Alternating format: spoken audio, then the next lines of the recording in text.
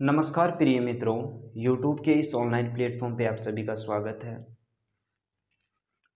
Last class में हमने article 15 पर चर्चा की और ये उम्मीद करता हूँ कि जो आर्टिकल 15 है वो आपको भलीभांति प्रकार से समझ में आ गया होगा। आज हम आर्टिकल 16 पर चर्चा करेंगे कि आर्टिकल 16 में क्या प्रावधान किया गया है। देखो, अनुच्छेद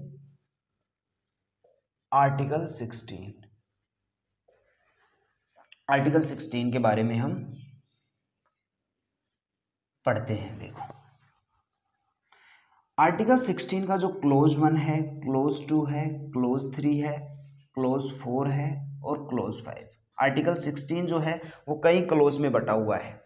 तो क्लोज 1 से लेकर क्लोज 5 तक ये जो क्लोज है ये मूल संविधान में थे। ये कहाँ थे? मूल संविधान में थे। ये मूल संविधान में थे। लेकिन यदि हम बात करें आर्टिकल 16 का क्लोज 4A, 4B और आर्टिकल 16 का क्लोज 6, इनको बाद में जोड़ा गया।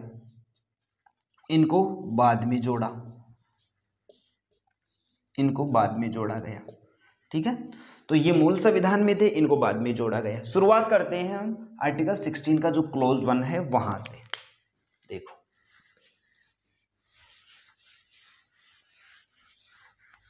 आर्टिकल 16 का जो क्लोज 1 है उसमें क्या लिखा हुआ है? तो इसमें लिखा हुआ है कि राज्य के अधीन नियोजन में सभी को समान अवसर मिलेगा। राज्य के अधीन नियोजन में अवसर की समानता होगी।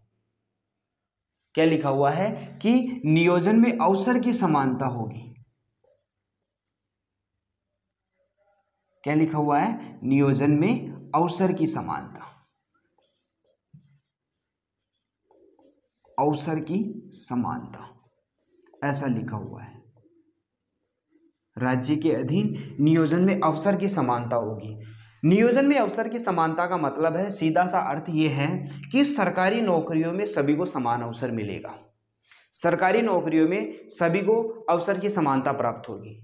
किसी भी नागरिक के साथ भेदभाव नहीं किया जा सकता। राज्य किसी भी नागरिक के साथ भेदभाव नहीं कर सकता। अर्थात सरकारी नौकरियों में सभी को समान अवसर मिलेगा। जैसे आप सभी को पता होगा कि जो प्रतियोगी परीक्षाएं होती है तो उनमें सभी अभ्यर्थी भाग लेते हैं। हालांकि ये बात अलग है कि आरक्षण के तहत कुछ वर्गों को क्या किया जाता है, कुछ वर्गों के लिए सीटें आरक्षित की जाती है, लेकिन वो इसीलिए किया गया है कि समाज में जो पिछड़े वर्ग है, जो पिछड़े वर्ग रह गए हैं, उन पिछड़े वर्गों के उत्थान के लिए, उन्हें समाज की मुख्य धारा में लाने के लिए संविधान में इस प्रकार का प्रावधान किया गया है। ठीक है, तो आर्टिकल 16 का जो क्लोज 1 है वो क्या कहता है कि सरकारी नौकरियों में सभी को समान अवसर मिलेगा। ठीक है, चलो देखो, आर्टिकल 16 का जो क्लोज 2 है वो क्या कहता है। अब आर्टिकल 16 का जो क्लोज 1 है उसमें ये लिखा हुआ है कि सभी को अवसर की समानता प्राप्त होगी सरकारी नौकरियों में। अब आर्टिकल 16 का जो क्लोज 2 है उसमें ये लिखा हुआ है कि राज्य जो है वो किस किस आधार पर भेदभाव नहीं कर सकता। सरकारी नौकरियों को लेकर अभ्यर्थियों के साथ, नागरिकों के साथ किन किन आधारों के साथ भेदभाव नहीं कर सकता। ठीक है, तो देखो, तो इसमें लिखा हुआ है कि राज्य के अधीन नियोजन में राज्य क्या नहीं करेगा? धर्म, मूल वंश, जाति, लिंग, उत्पत्ति, जन्म स्थान व निवास के आधार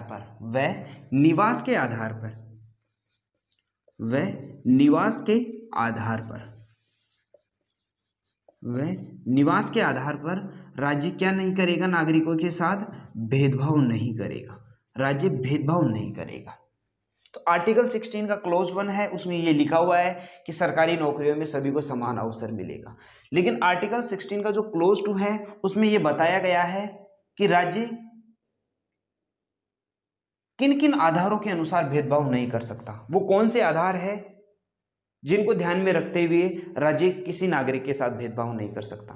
तो राज्य धर्म के आधार पर भेदभाव नहीं कर सकता कि ये हिंदू धर्म से हैं, ये इस्लाम धर्म से हैं, या ये सिख धर्म से हैं, या ईसाई धर्म से हैं। इस आधार पर राज्य सरकारी नौकरियों में नागरिकों के साथ भेदभाव नहीं कर सकता। राज्य मूल वंश के आधार पर भेदभाव नहीं कर सकता कि ये आर्य है, ये द्रविड़ है, ठीक है। इस आधार पर राज्य भेदभाव नहीं कर सकता। यदि हम बात करें जाति की, तो राज्य इस आधार पर भेदभाव नहीं कर सकता कि ये उच्च जाति का व्यक्ति है, ये निम्न जाति का व्यक्ति है। तो उच्च जाति के जो व्यक्ति हैं उनको उच्च पद प्रदान किए जाए, और जो निम्न जाति के व्यक्ति हैं उनको निम्न स्तर के पद प्रदान किए जाए। ऐसा राज्य नहीं कर सकता, अर्थात राज्य भेदभाव नहीं कर सकता। राज्य लिंग के आधार पर भेदभाव नहीं कर सकता कि ये पुरुष है, ये महिला है, या ये ट्रांसजेंडर है। इस आधार पर राज्य भेदभाव नहीं कर सकता, बल्कि राज्य जो है सभी को समान अवसर देगा। राज्य उत्पत्ति के आधार पर भेदभाव नहीं कर सकता कि ये इसका जन्म जो है वो श्रेष्ठ कुल में हुआ है, या किसी राजा महाराजा के कुल में हुआ है, और किसी अन्य व्यक्ति का जो जन्म है वो निम्न कुल में हुआ है। इस आधार पर राज्य भेदभाव नहीं कर सकता। राज्य जन्म स्थान के आधार पर भेदभाव नहीं कर सकता कि इसका जो जन्म है वो उत्तर भारत में हुआ है, या किसी अन्य व्यक्ति का जन्म दक्षिण भारत में हुआ है। इस आधार पर राज्य भेदभाव नहीं कर सकता। राज्य निवास के आधार पर भेदभाव नहीं कर सकता, यानी जहां पर वह रह रहा है इस आधार पर राज्य भेदभाव नहीं कर सकता। तो आर्टिकल 16 का जो क्लोज 2 है उसमें कितने आधार है? उसमें 7 आधार है। कितने आधार है? 7 आधार है। लेकिन यदि हम बात करें आर्टिकल 15 का जो क्लोज 1 है उसमें कितने आधार थे? उसमें कुल 5 आधार थे। कुल 5 आधार थे और इसमें 7 आधार बताए गए हैं। तो आपको कंफ्यूज नहीं होना है, ठीक है। चलो, तो आर्टिकल 16 का जो क्लोज 1 और क्लोज 2 आपको समझ में आ गया। अब हम बात करेंगे आर्टिकल 16 का जो क्लोज 3 है उस पर। इसमें क्या लिखा हुआ है? इसमें यह लिखा हुआ है कि संसद कानून बनाकर निवास को किसी क्षेत्र में रोजगार पाने की शर्त घोषित कर सकती है। संसद क्या कर सकती है? जैसे संसद द्वारा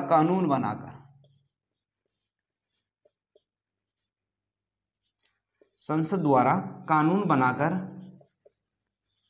बनाकर किसी क्षेत्र में निवास को रोजगार पाने की शर्त घोषित कर सकती है। निवास को रोजगार की शर्त घोषित कर सकती है। रोजगार की शर्त क्या लिखा हुआ है कि संसद कानून बनाकर निवास को किसी क्षेत्र में रोजगार पाने की शर्त घोषित कर सकती है। जैसे फॉर एग्जाम्पल हम ये मान लेते हैं कि ये ए क्षेत्र है। क्या है? ए क्षेत्र है, और इस ए क्षेत्र में जो लोग निवास करते हैं उनमें अधिकांश जो जनसंख्या है वो एसटी समुदाय की है। किसकी है? एसटी समुदाय की है। और ये एसटी समुदाय जो है कानून में ये प्रावधान कर दिया गया। हम ये मान लेते हैं कि कानून में ऐसा लिखा हुआ है कि ये जो एसटी समुदाय है वो वहां पर कितने वर्षों से रह रहा है? मान लिया 40 वर्षों से रह रहा है। कितने वर्षों से रह रहा है? 40 वर्षों से। तो संसद कानून बनाकर ये प्रावधान करेगी कि किसी एक क्षेत्र में रहने वाले जो एसटी समुदाय के लोग हैं और जो कितने वर्षों से रह रहे हैं, जो 40 वर्षों से रह रहे हैं, वो किसी निश्चित रोजगार में क्या कर सकते हैं? अप्लाई कर सकते हैं। क्या कर सकते हैं? अप्लाई कर सकते हैं और रोजगार प्राप्त कर सकते हैं। तो इस आधार पर संसद क्या कर सकती है? किसी निश्चित क्षेत्र में रहने वाले जो लोग हैं, जो कितने समय से रह रहे हैं, ये भी संसद तय करेगी और उन लोगों के लिए रोजगार की सुविधा उपलब्ध करवा सकती है। ठीक है, जैसे हम एक एग्जाम्पल से समझते हैं। जैसे 98वां संविधान संशोधन हुआ। संविधान संशोधन हुआ कब? 2012 में। और इसके तहत क्या किया गया? इसके तहत कि जो कर्नाटक का राज्यपाल है, कहाँ का? कर्नाटक का जो राज्यपाल है उसको कुछ विशेष शक्तियां दी गई। कहाँ के लिए? कर्नाटक के 4 जिलों के लिए। कर्नाटक के जो 4 जिले हैं उनके संदर्भ में कर्नाटक के राज्यपाल को कुछ विशेष शक्तियां दी गई कि उन 4 जिलों में जो रहने वाले लोग हैं उनके हितों को आगे बढ़ाया जाएगा। ठीक है, उनको उनके विकास के लिए कदम उठाए जाएंगे। ठीक है, उनके सामाजिक उत्थान के लिए कार्य किया जाएगा। ठीक है, तो 1998 जो अमेंडमेंट था जो कब हुआ, 2012 में हुआ। इसके तहत कर्नाटक का जो राज्यपाल था, कर्नाटक के राज्यपाल को 4 जिलों के संदर्भ में कुछ विशेष शक्तियां दी गई। क्या दी गई? विशेष शक्तियां दी गई। तो यह आपको समझ में आता है। और आपको यह भी बता दूं मैं कि जो आर्टिकल 16 का जो क्लोज 3 है उसी से एक कॉन्सेप्ट जुड़ा हुआ है, भूमिपुत्र की अवधारणा। भूमिपुत्र की अवधारणा, भूमिपुत्र की जो अवधारणा है वो किससे संबंधित है? भूमिपुत्र की अवधारणा किससे संबंधित है? आर्टिकल 16 का जो क्लोज 3 है उसी से संबंधित है। भूमिपुत्र की अवधारणा का मतलब है कि जहां पर लोग निवास करते हैं, जहां पर लोग रह रहे हैं, तो उस क्षेत्र में जितने भी संसाधन है उन संसाधनों पर किसका अधिकार होना चाहिए? उन संसाधनों पर वहां पर रहने वाले लोगों का अधिकार होना चाहिए। भूमिपुत्र की अवधारणा ये कहती है। ठीक है, चलो, तो आर्टिकल 16 का जो क्लोज 3 है वहां तक हमने समझ लिया। अब देखो, अब हम आगे बढ़ते हैं और आर्टिकल 16 का जो क्लोज 4 है उस पर चर्चा करते हैं।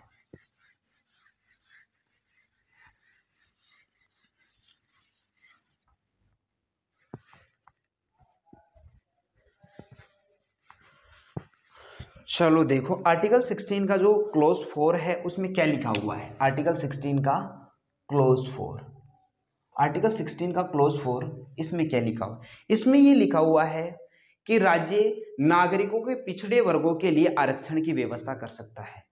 राज्य क्या कर सकता है कि नागरिकों का जो पिछड़ा वर्ग है उनके लिए आरक्षण की व्यवस्था कर सकता है, अर्थात पिछड़े वर्गों के लिए आरक्षण की व्यवस्था, पिछड़े वर्गों के लिए आरक्षण की व्यवस्था, पिछड़े वर्गों के लिए आरक्षण, ऐसा इसमें लिखा हुआ है। ठीक है, अब देखो, अब ये पिछड़े वर्ग कौन है? पिछड़े वर्ग में कौन कौन सी जातियां शामिल होगी?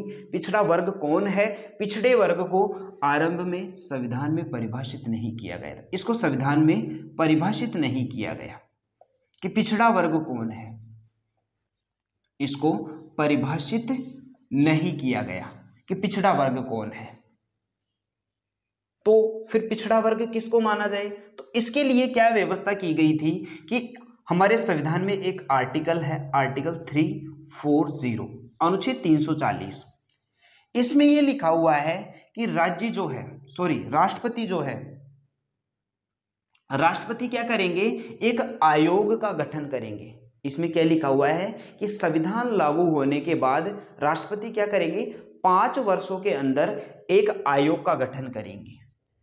किसका गठन करेंगे? एक आयोग का गठन करेंगे। राष्ट्रपति क्या करेंगे? एक आयोग का गठन करेंगे। एक आयोग का क्या करेंगे?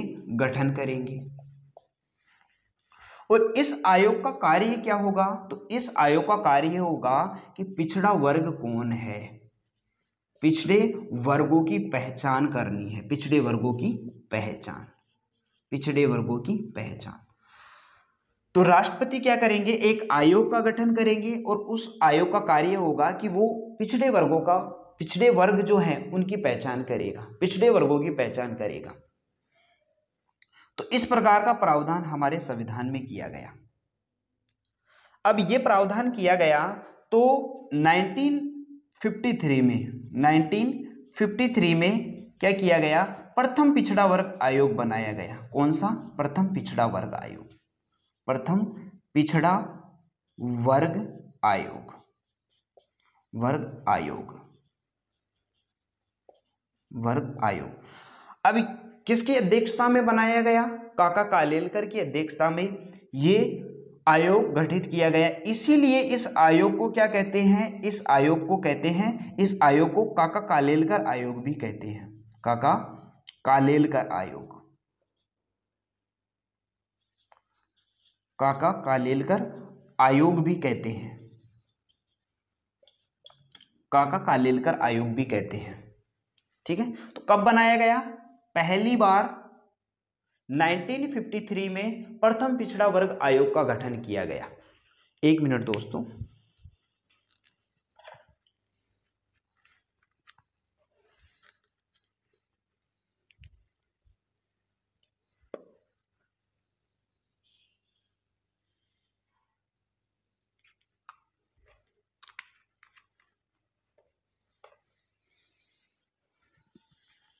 तो 1953 में क्या किया गया?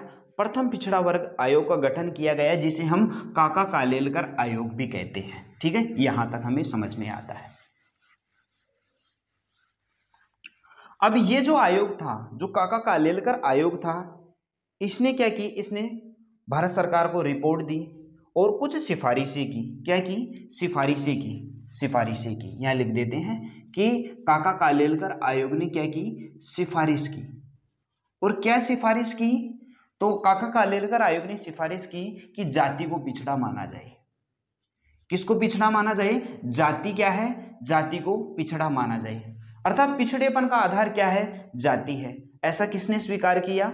ऐसा प्रथम पिछड़ा वर्ग आयोग या काका कालेलकर आयोग ने स्वीकार किया। तो जाति को पिछड़ा माना, ना कि गरीबी को पिछड़ा माना। यदि गरीबी को पिछड़ा माना जाता तो उसे हम कहते आर्थिक पिछड़ापन, लेकिन किसको पिछड़ा माना? इस आयोग ने जाति को क्या माना? पिछड़ा माना, कि पिछड़ेपन का जो आधार है वो क्या है? जाति है। इसीलिए इसे कहते हैं सामाजिक पिछड़ापन।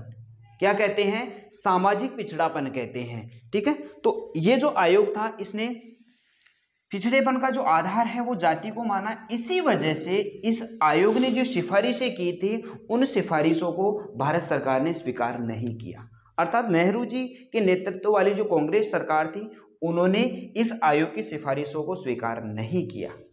ठीक है, अब उसके बाद में क्या हुआ कि नेहरू जी की मृत्यु हुई और उसके बाद में लाल बहादुर शास्त्री जी जो थे वो देश के प्रधानमंत्री बने, लेकिन वो भी ज्यादा समय तक नहीं रह सके। फिर उसके उपरांत श्रीमती इंदिरा गांधी जी क्या बनी? देश की प्रधानमंत्री बनी। ठीक है, तो इंदिरा गांधी जी के प्रधानमंत्री के उपरांत 1977 में पहली बार केंद्र में क्या बनी? गैर कांग्रेसी सरकार बनी। केंद्र में पहली बार गैर कांग्रेसी सरकार कब बनी? 1977 में। किसके नेतृत्व में? मोरारजी भाई देसाई के नेतृत्व में। मोरारजी भाई देसाई के नेतृत्व में, मोरारजी भाई देसाई के नेतृत्व में जनता पार्टी की सरकार बनी। किसकी सरकार बनी? जनता पार्टी की सरकार बनी। जनता पार्टी की सरकार बनी। जो जनसंघ था, जिसे वर्तमान समय में बीजेपी कहते हैं, जनसंघ भी किसमें शामिल हो गया? जनसंघ भी जनता पार्टी के साथ उसने क्या किया? गठबंधन कर लिया। तो जनता पार्टी की क्या बनी? सरकार बनी। अब हुआ ये कि मोरारजी भाई देसाई के नेतृत्व वाली जो जनता पार्टी की सरकार थी, उसने क्या किया? दूसरा पिछड़ा वर्ग आयोग गठित किया, द्वितीय पिछड़ा वर्ग आयोग गठित किया। किसकी अध्यक्षता में? बीपी मंडल की अध्यक्षता में, बिंदेश्वरी प्रसाद मंडल की अध्यक्षता में क्या किया? 1979 में क्या किया? द्वितीय पिछड़ा वर्ग आयोग का गठन किया। द्वितीय पिछड़ा वर्ग आयोग, द्वितीय पिछड़ा वर्ग आयोग। इस आयोग का क्या किया? गठन किया, जिसे हम क्या कहते हैं? जिसे हम मंडल आयोग भी कहते हैं। बिंदेश्वरी प्रसाद मंडल की अध्यक्षता में क्या किया? इस आयोग का गठन किया। इसीलिए इस आयोग को मंडल आयोग भी कहते हैं। मंडल आयोग भी कहते हैं। अब हुआ यह कि ये जो आयोग था, इस आयोग को सरकार को रिपोर्ट देनी थी, कुछ सिफारिशें करनी थी। अब इस आयोग ने भी क्या माना? इस आयोग ने भी जाति को पिछड़ा माना। मुख्य पिछड़ापन क्या है? जाति है। पिछड़ेपन का आधार क्या है? जाति है। और इसके लिए इस आयोग ने कुल 3743 3743 जातियों को क्या माना, सामूहिक रूप से क्या माना, इन जातियों को सामूहिक रूप से पिछड़ा माना, पिछड़े वर्ग में शामिल किया। इस आयोग ने इन जातियों की पहचान की, ये जो जातियां है कितनी 3743 जो जातियां है वो क्या है, वो पिछड़ी है। और इन जातियों को सामूहिक रूप से उन्होंने क्या माना, उन्होंने पिछड़े वर्ग में शामिल किया, पिछड़े वर्ग का हिस्सा माना। और इन जातियों के लिए एक शब्दावली का प्रयोग किया, एक शब्द का प्रयोग किया जिसे कहते हैं अन्य पिछड़ा वर्ग अर्थात ओबीसी।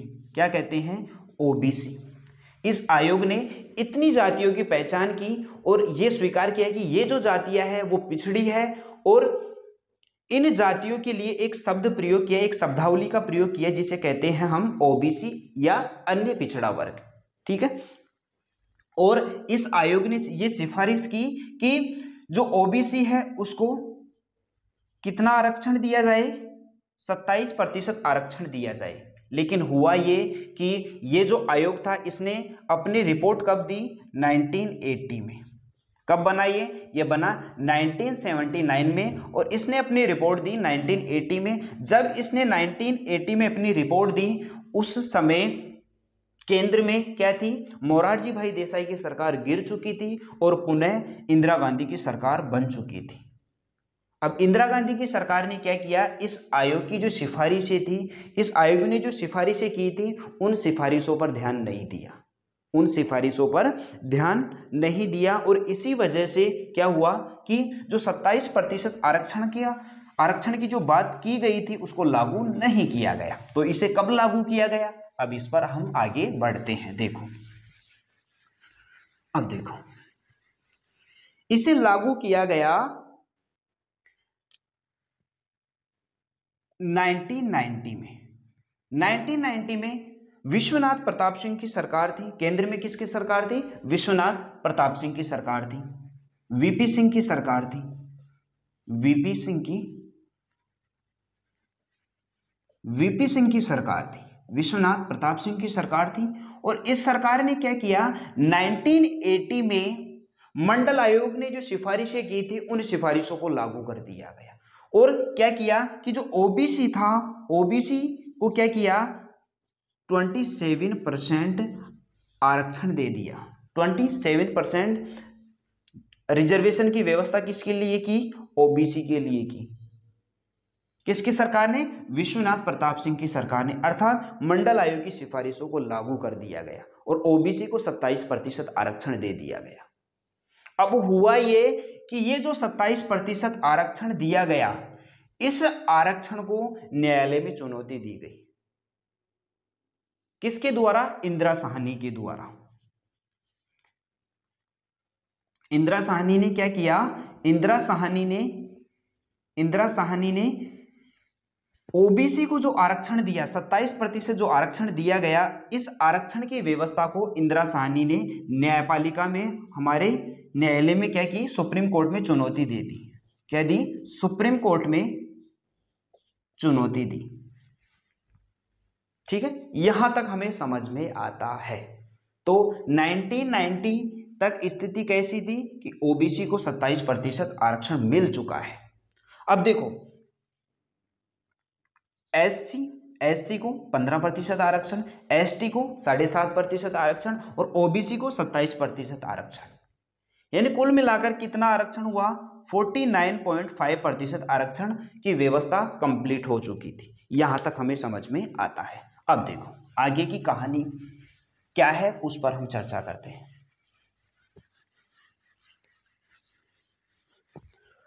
अब क्या हुआ, ओबीसी को आरक्षण दिया जा चुका था। ओबीसी को आरक्षण देने के कारण जो सवर्ण थे वो सवर्ण नाराज हो गए। सवर्ण क्या थे, नाराज हो गए। और उनकी कितनी प्रतिशत जनसंख्या थी, 15% जनसंख्या थी, 15% जनसंख्या थी। तो इन सवर्णों को खुश करने के लिए क्या किया गया कि 1991 में, कब, 1991 में क्या किया गया कि पीवी नरसिम्हा राव की जो सरकार थी, नरसिंह राव नरसिंह राव की जो सरकार थी, उस सरकार ने क्या किया कि जो सवर्ण थे उन सवर्णों को क्या माना, उन सवर्णों को आर्थिक रूप से कमजोर मानते हुए, यानी ईबीएस के आधार पर, economically backward classes, economically backward classes का दर्जा देते हुए क्या किया गया, इन सवर्णों को 10% आरक्षण दे दिया गया। किसकी सरकार ने? पीवी नरसिंह राव की सरकार ने क्या किया, इन सवर्णों को क्या किया, 10% आरक्षण दे दिया। ठीक है, यानी ये क्या है, आर्थिक रूप से कमजोर है तो इन वर्गों को क्या दिया गया, 10% आरक्षण दे दिया गया। अब हुआ क्या, कब दिया गया, 1991 में। अब देखो 1991 की स्थिति कैसी है, 1991 की स्थिति कैसी है, देखो एससी को कितना आरक्षण, 15% आरक्षण। ठीक है, एसटी को कितना आरक्षण, एसटी को आरक्षण 7.5% आरक्षण। ठीक है, ओबीसी को आरक्षण दिया जा चुका था 1990 में, कितना, 27% आरक्षण। ठीक है, और अब ईबीएस को, ईबीसी को, इकोनॉमिकली बैकवर्ड क्लासेस को कितना प्रतिशत आरक्षण, 10% आरक्षण। तो आरक्षण की कुल व्यवस्था कितनी हो गई, 59.5% हो गई। कितनी हुई, 59.5% हो गई। अब देखो नरसिंह राव की सरकार के द्वारा जो सवर्णों को 10% आरक्षण दिया गया था, इस 10% आरक्षण को भी न्यायालय में चुनौती दे दी गई थी। किसके द्वारा, इंदिरा साहनी के द्वारा। किसके द्वारा, इंदिरा साहनी के द्वारा क्या किया गया, इसको भी न्यायालय में चुनौती दे दी गई। तो ओबीसी को भी क्या दिया गया था, ओबीसी को भी चुनौती दी गई थी, और ओबीसी को जो आरक्षण दिया गया उसको भी चुनौती दी गई, और एबीसी को जो आरक्षण दिया गया 10% उसको भी चुनौती दी गई। अब दोनों मामले एक साथ हैं, कौन सा, एक तो 27% और एक 10%। ठीक है, तो अब कितनी लिमिट कितनी हो गई, 59.5%, यानी आरक्षण की व्यवस्था हो गई। अब देखो यदि हम बात करें एससी एसटी ओबीसी, इनको जाति के आधार पर आरक्षण दिया गया। किस आधार पर, जाति के आधार पर आरक्षण दिया गया। लेकिन ईबीसी की बात करें तो इनको गरीबी के आधार पर आरक्षण दिया गया, गरीबी के आधार पर आरक्षण दिया गया, अर्थात ये आर्थिक रूप से क्या है, कमजोर है। क्या है, कमजोर है। अब हुआ क्या कि इंदिरा साहनी केस में क्या किया गया, इंदिरा साहनी केस में क्या हुआ कि जो ईबीसी को आरक्षण दिया गया था, इंदिरा साहनी केस में इसको समाप्त कर दिया, इसको रद्द कर दिया। कब, इंदिरा साहनी केस में, इंदिरा साहनी केस में क्या किया, इसको समाप्त कर दिया, केस में क्या किया, इसको रद्द कर दिया, इसको क्या किया, रद्द कर दिया। किसको, इस 10% आरक्षण को। लेकिन 27% आरक्षण को रद्द नहीं किया। और हमारी जो सुप्रीम कोर्ट थी उसके आर्ग्यूमेंट क्या थे, तो सुप्रीम कोर्ट ने यह कहा कि सबसे पहली बात तो यह है कि जो 50% जो लिमिट है वो लिमिट क्रॉस हो चुकी है, अर्थात कितना आरक्षण हो चुका है, 59.5% आरक्षण हो चुका है। और सुप्रीम कोर्ट ने यह भी कहा कि हमारे संविधान में किसका उल्लेख है, शैक्षिक व सामाजिक पिछड़ेपन का उल्लेख है, ना कि आर्थिक रूप से पिछड़ेपन का उल्लेख। आर्थिक पिछड़ेपन का उल्लेख नहीं है, बल्कि सामाजिक व शैक्षिक रूप से जो पिछड़े वर्ग है उनका उल्लेख किया गया है। तो सुप्रीम कोर्ट ने इतना कहा। अब देखो सुप्रीम कोर्ट ने यह कहा कि ईबीसी को जो आरक्षण दिया गया है, हम ऐसा नहीं कह रहे हैं कि ये गलत है। आर्थिक रूप से जो कमजोर वर्ग है उनको ये जो आरक्षण दिया गया है, हम ऐसा नहीं कह रहे हैं कि ये गलत है, लेकिन हम इसको इसलिए रद्द कर रहे हैं कि एक तो इसने क्या किया, 50% सीमा का उल्लंघन किया है, और दूसरी तरफ कि हमारे संविधान में क्या है, हमारे संविधान में सामाजिक व शैक्षिक पिछड़ेपन का उल्लेख है, ना कि आर्थिक पिछड़ेपन का उल्लेख है। यह आर्ग्यूमेंट दिया। और सुप्रीम कोर्ट ने यह भी कहा कि यदि ये 10% आरक्षण 50% की सीमा में रहता तब इस पर विचार किया जा सकता था। तो हुआ क्या कि ये जो ईबीसी को आरक्षण दिया गया था, कब, 1991 में, इसको रद्द कर दिया गया, इसको रद्द किया गया। ठीक है, अब देखो तो किस केस में, इंदिरा साहनी केस में। और इंदिरा साहनी केस का जो रिजल्ट आया, तो इंदिरा साहनी केस में जो विवाद उत्पन्न हुआ, तो सुप्रीम कोर्ट ने क्या निर्णय दिया, ठीक है, उसको हम समझते हैं। देखो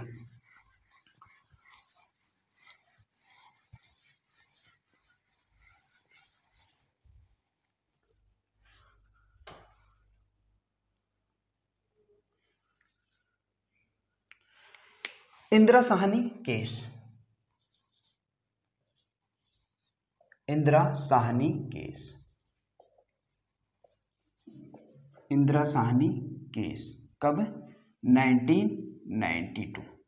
सुप्रीम कोर्ट ने क्या कहा, देखो इसको हम समझते हैं। देखो सुप्रीम कोर्ट ने क्या तर्क दिया। सुप्रीम कोर्ट ने ये कहा कि जो आरक्षण की व्यवस्था की गई है, जो आरक्षण की व्यवस्था की गई है, इंदिरा साहनी ने क्या कहा, इंदिरा साहनी ने सुप्रीम कोर्ट में चुनौती दी ओबीसी और ईबीसी के आरक्षण को कि ये समानता के विरुद्ध है। किसके विरुद्ध है? समानता के विरुद्ध है। तो सुप्रीम कोर्ट ने यह कहा कि आरक्षण की जो व्यवस्था है वो समानता के विरुद्ध नहीं है, समानता के विरुद्ध नहीं है, समानता के विरुद्ध नहीं है। ऐसा क्यों कहा? देखो अब समानता के विरुद्ध नहीं है, ठीक है, अर्थात ये आर्टिकल 14, 15 और 16 का उल्लंघन नहीं करती है।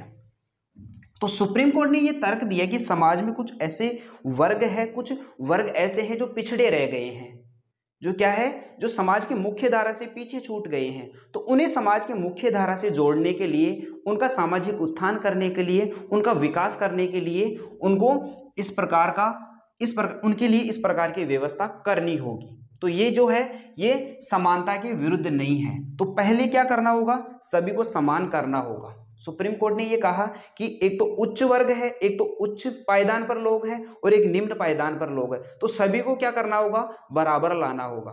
तो जो निम्न पायदान पर जो लोग हैं उनको क्या करना होगा? आरक्षण की व्यवस्था के तहत क्या करना होगा? इक्वल करना होगा, सभी को बराबर में लेकर आना होगा। इसीलिए सुप्रीम कोर्ट ने ये कहा कि जो आरक्षण की व्यवस्था है वो समानता के विरुद्ध नहीं है, ठीक है। सुप्रीम कोर्ट ने और क्या तर्क दिया? सुप्रीम कोर्ट ने ये कहा कि जो जाति है, जाति को पिछड़ा माना जा सकता है। जाति को क्या माना जा सकता है? पिछड़ा माना जा सकता है। जाति को पिछड़ा माना जा सकता है,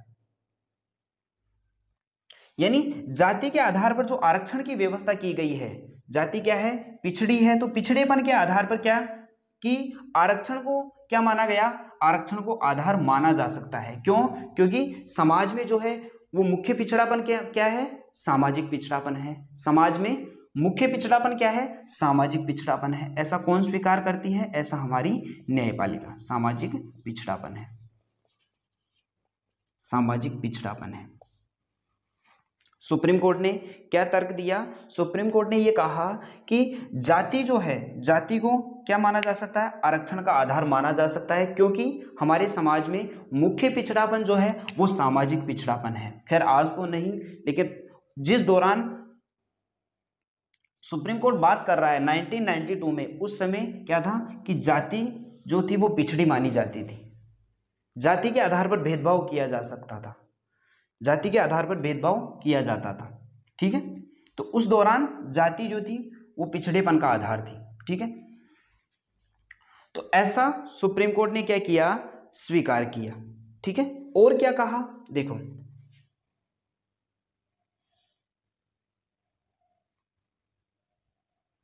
और क्या कहा?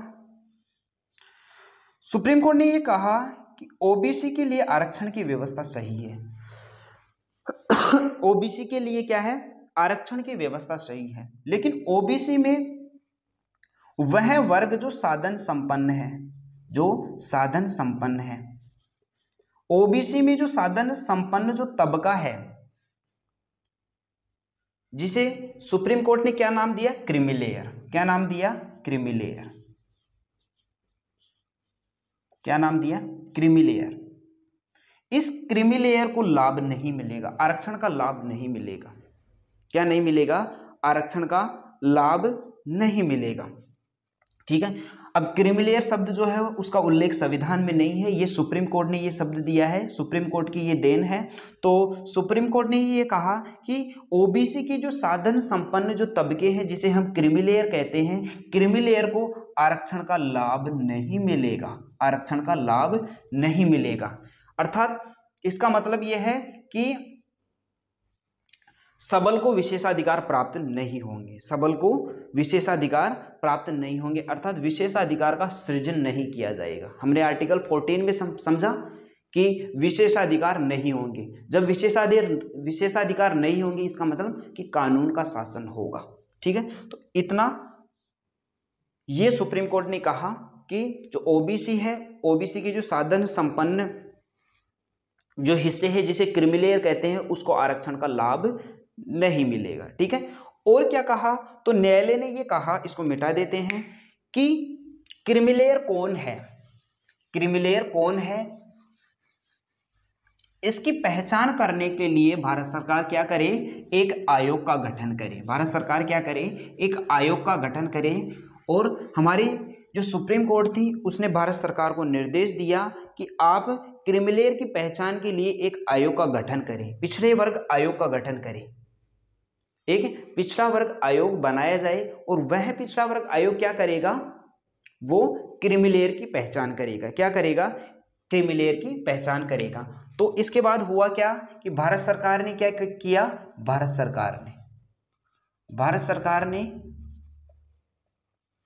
सरकार ने क्या कहा, भारत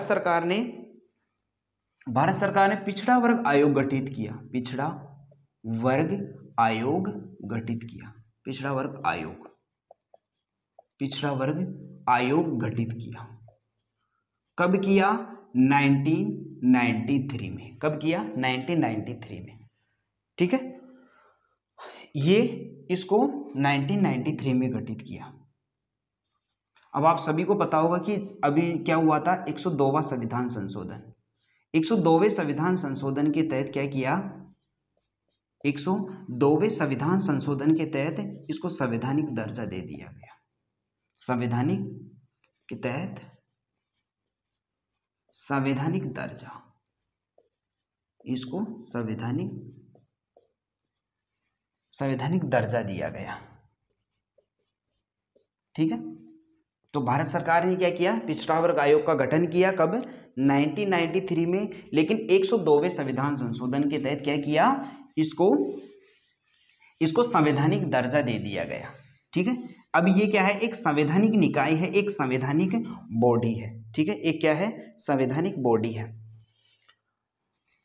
अब हम बात करें कि ये जो पिछड़ा वर्ग आयोग गठित किया, तो क्या हुआ कि इसने ये माना, ये स्वीकार किया कि जो क्रीमी लेयर है, क्रीमी लेयर का जो कॉन्सेप्ट है वो सिर्फ ओबीसी पर लागू होगा। किस पर लागू होगा, सिर्फ ओबीसी पर लागू होगा। किस पर लागू होगा, सिर्फ ओबीसी पर लागू होगा। ठीक है, तो क्रीमी लेयर का जो कॉन्सेप्ट है किस पर लागू होगा, ओबीसी पर लागू होगा। साथ ही साथ ओबीसी पर लागू होगा। और वर्तमान समय की बात करें तो इस आयोग ने एक लिमिट तय की। तो वर्तमान समय में इसकी लिमिट क्या है कि 8 लाख वार्षिक आय, 8 लाख वार्षिक आय यानी पारिवारिक आय। 8 लाख वार्षिक जो आय है वो पारिवारिक होनी चाहिए, संपूर्ण परिवार की होनी चाहिए। तो ये 8 लाख वार्षिक आय है, इसका मतलब है कि वह क्रीमी लेयर है। वह क्या है, वह क्रीमी लेयर है। और जिसकी आय 8 लाख वार्षिक है, जो पारिवारिक आय कितनी है, 8 लाख है, वो क्रीमी लेयर की श्रेणी में आएगा। अर्थात उसको क्या नहीं मिलेगा, उसको आरक्षण का लाभ नहीं मिलेगा। ठीक है, तो ये क्या है, ये वर्तमान में ये राशि है, कौन सी, 8 लाख वार्षिक आय। ठीक है, क्रीमी लेयर के लिए ये तय की गई है। इतना हमको समझ में आता है। अब देखो,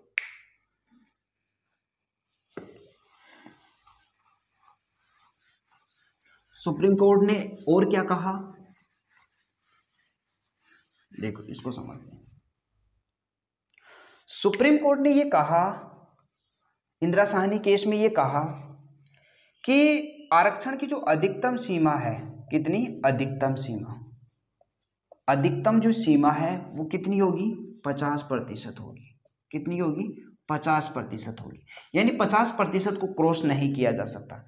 लेकिन यदि कोई असामान्य परिस्थिति है, क्या है, असामान्य परिस्थिति है, असामान्य परिस्थिति है, उस स्थिति में क्या किया जा सकता है, उस असामान्य परिस्थिति में क्या किया जा सकता है, 50% की जो सीमा है उसको क्रॉस किया जा सकता है।